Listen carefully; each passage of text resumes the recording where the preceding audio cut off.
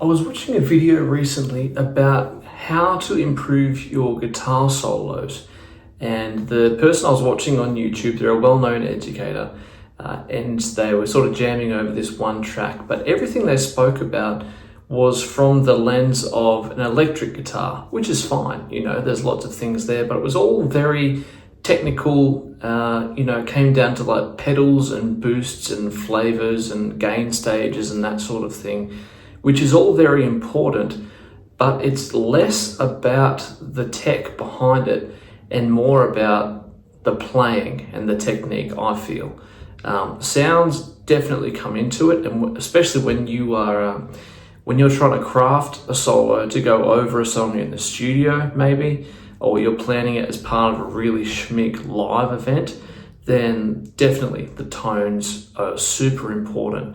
But before you get to that stage, there's a couple of really important and crucial things that you've got to get right. Otherwise, you won't have the opportunity to play a solo because no one will want to hear it.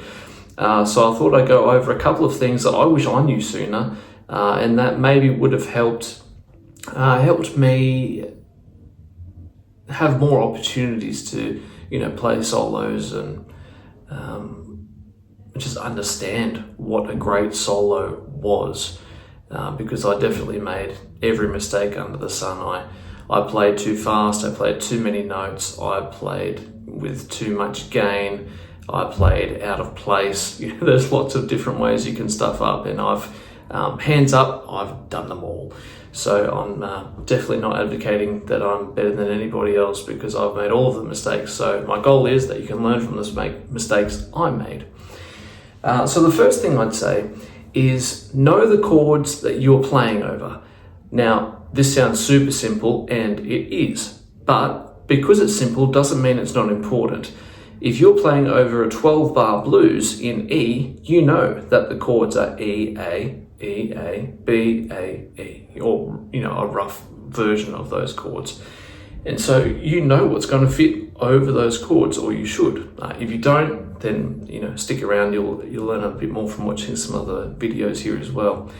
But it's crucial to know what chords you're playing over, because that, changes the notes that you choose and the notes that are available to you. We're not working in, chromatic scales, which is just every note, because they don't really always communicate emotion. They don't always fit. So we want to find something that fits and that sounds pleasing to the ear, and that's going to be memorable for the listener. That's what we're trying to achieve here. So that'll be tip number one. Number two, and a friend of mine taught me this many years ago, the actual wording of it. So it was, it's to let it breathe. Now, when you play a solo, when a guitar player plays a solo, it's your turn to sing. So you're coming up with a melody and you are singing something over the song that, makes sense, that people want to hear. And it's like, oh, wow, it's another take on the melody, or it's speaking to me. It's very impressive when you can play a fast guitar solo and you can play lots of notes that are basically illegible for the normal standard brain to keep up with. But it may not be the memorable solo that you want to achieve or communicate.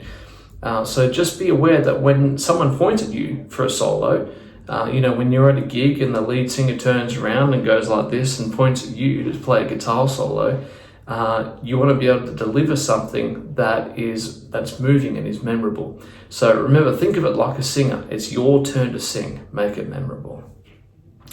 Number three, I would say, is find the melody. Now, if you're playing a song and it has a great melody part, as many songs do, because melodies are crafted very intentionally. And when it's your turn to play a solo, it's your opportunity to take that melody and tweak it a little bit. And you don't have to play the melody exactly the same. That's not what we're here to do. You are here because you have that unique perspective on your angle of playing and how you hear the melody and how you want to portray that. So bear that in mind. But if you learn the melody of the song, or at least know roughly whereabouts it is, chances are that something loosely resembling the melody is going to be a really nice guitar solo. So it's a little hack for you to come up with a nice guitar solo for any song. It served me well, definitely, as soon as I learned that one. Number 4 is be mindful of dynamics. So depending on how loud or soft the band is being, what direction it's going in, you need to match that intensity. So it's easy when you, as I was saying in the video that I was referencing, when you're an electric guitar player, you might have effect pedals and things at your feet, and you're playing a solo, you've got your solo boost, and someone's pointed at you and said, it's your turn for a solo, and you've gone, okay, great, solo boost, bang, here we go. And you're out front and you're playing your solo, but if it's completely out of place, you find yourself, standing off to one side figuratively, while the rest of the band is kind of going like, what's going on here? Like, we're not a band anymore. It's like there's this guy out on his own and we're not on the same page. So you need to be able to learn how to play dynamically and to fit in with the band and what's happening, because it's not always a huge moment where a guitar solo happens. It can be a mellow moment. It can be somewhere where it's just an opportunity for a new melody to come through. And that's your job as a guitar player, to fill that gap and to make it into something special. Now, the last one that I would say, and this requires a little bit more time and effort, is learn your favorite solos and reverse engineer why they are great. So again, I said earlier that some great solos mimic the melody of the song. They don't have to, but they often do.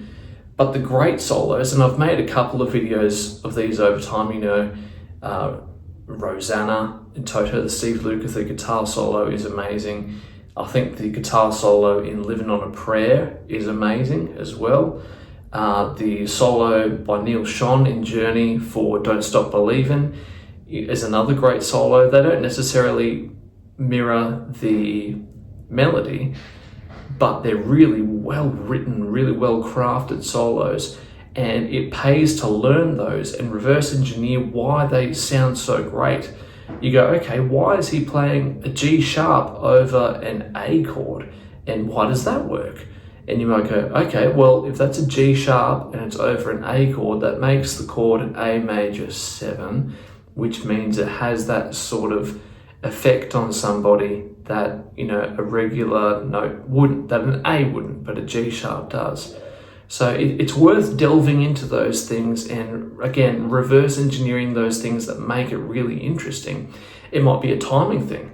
Someone might be playing triplets over a 4/4 bar, where it's a ba-da-da-da-da-da-da-da-da-da-da, and you go, oh, that's cool because it sounds like it's galloping over this normal chord progression, and that's why I like that solo so much, is because it's so different and it's taking the song to a different place. Maybe that's the reason. Maybe it's a weird guitar sound that comes out of nowhere and you're like, oh, I love that because it's such a strange sound, or it sounds like a saxophone solo, or maybe it's the harmony of another instrument that comes in. There's lots of reasons why a solo can be a great solo, and it pays to learn those things and reverse engineer them and then incorporate them into your playing. That's some of the best parts of playing, is being able to emulate the great and incorporate those things into your playing, whatever you're doing, wherever you go. So I hope that was helpful. If you want to learn more about songs to play or learn up here, please subscribe. It really helps me know what's working and what you guys are looking for, and I'll see you in the next video. Thanks for watching.